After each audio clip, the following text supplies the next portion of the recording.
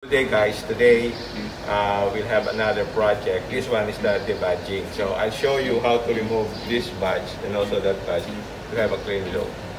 Alright, ride with me.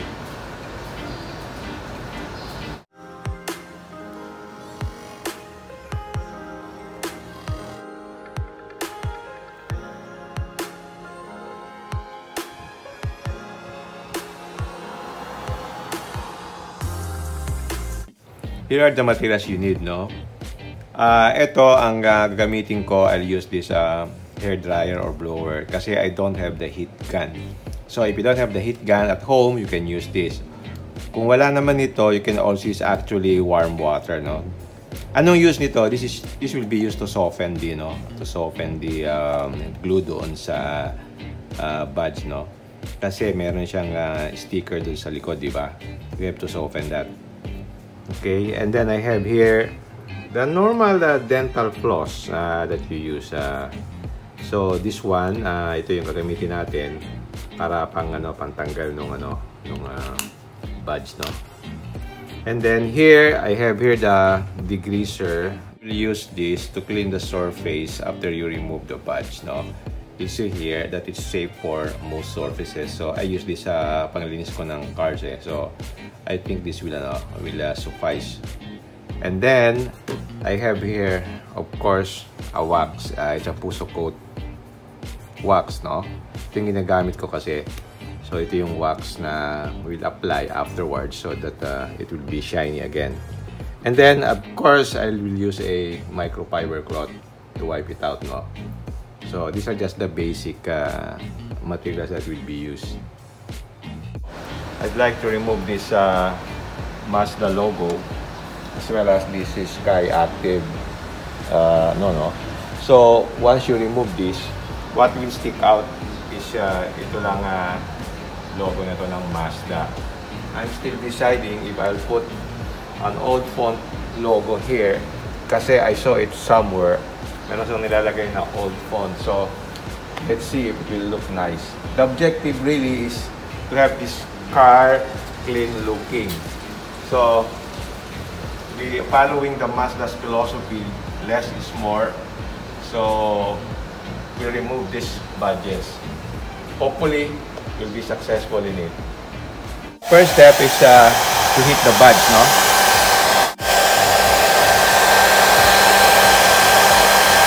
As I said before, if you don't have this one, you can use a heat gun or warm water to soften the, adhesive here or the sticker. Actually, yeah, pwede naman. If you don't have any of those, pwede mong puwersahin, kaya lang, it's not advisable, no? So we want to be careful so that we don't damage the paint. I have this dental floss. I have a certain length that I'll be convenient, no? So I'll just cut this here. Okay, so I'll roll this in both ends of my fingers like this. Then I do this. Okay, just slowly.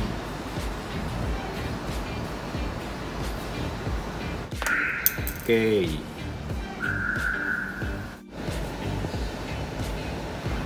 Now it's heated.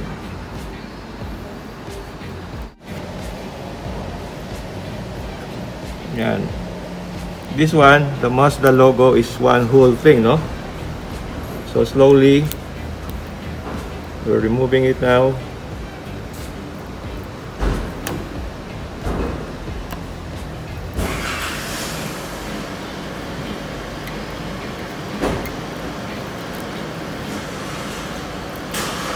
Okay, make sure that you do it slowly so that it won't damage the paint, okay? Now I'm almost there. Now I'm in letter M.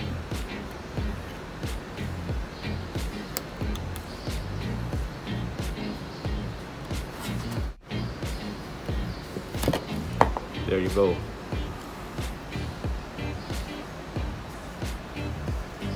So this is the Mazda logo.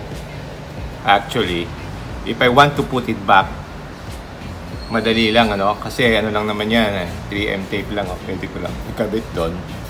So, may babalik ko ulit dito. Itong ilagay dito.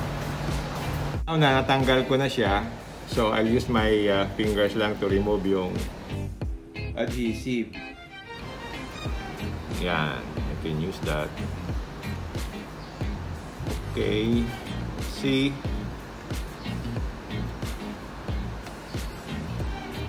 Yun. There you go.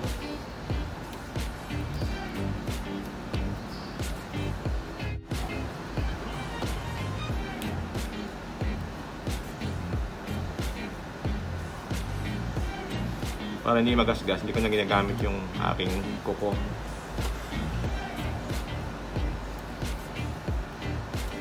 Yun. Okay. We're done. This is what I'll be using para matanggal yung residue ng adhesive. It's a degreaser. Dito meron yung notice na it's safe for most surfaces, no? Hindi siya masyadong matapang. Actually, you can use ordinary water, but this one, para mas maganda yung, mas madali siyang matanggal, we'll use this. We'll clean it with a degreaser. So, para lumambot lang. So, I'm using this one. Ito. Okay, sige.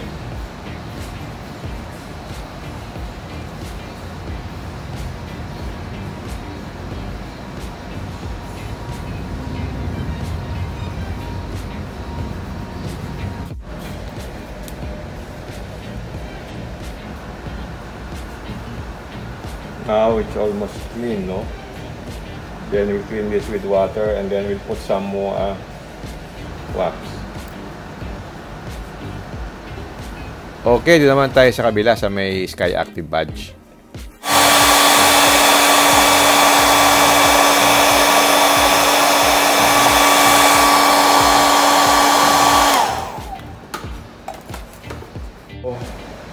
I'll use this again. Okay. So I'll start from here. So this one is mas madali. Yan o.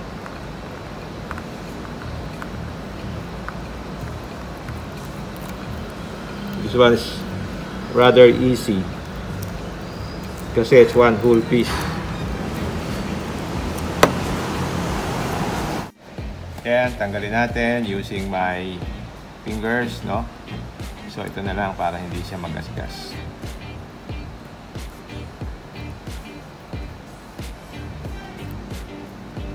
Yan.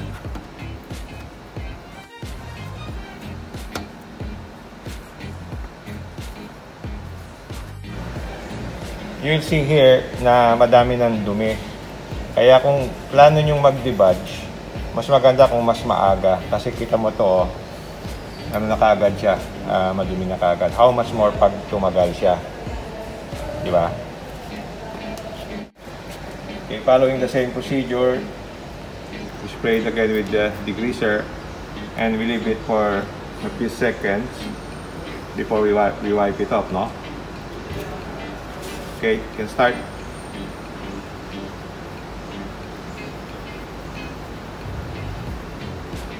You can see, oh, slowly disappearing. There you go. It's now clean. Parang walang nangyari. Okay, this time I'll use wax to polish, no? Para mas maganda. Ayan. I'm using Puso Coat Wax. This one's what I'm using in my other car, no? Ayan.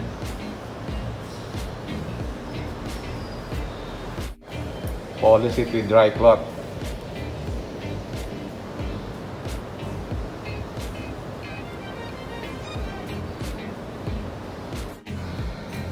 If you look at this, yung material na to hindi naman siya metal eh.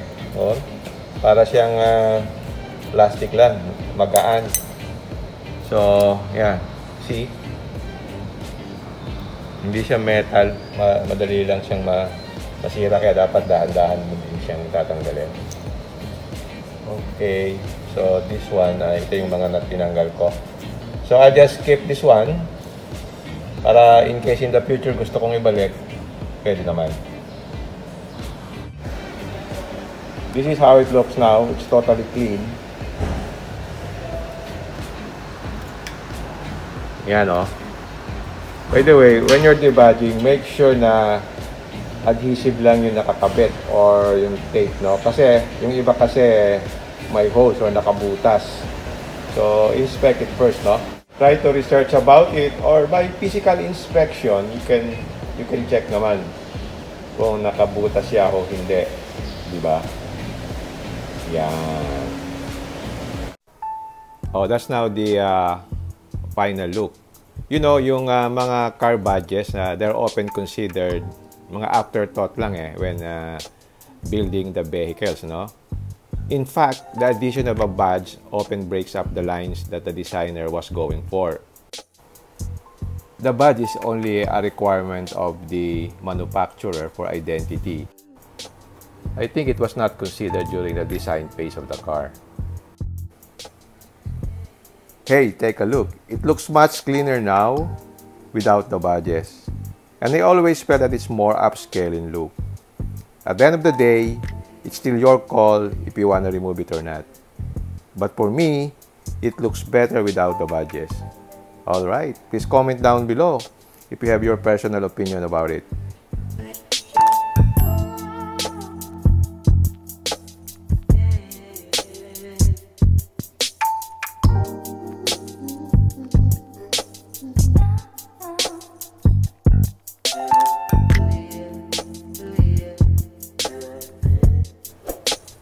Alright, we'll end it here. If you like this video, don't forget to like, share, and subscribe. Until next time, see you again in my next vlog. Bye!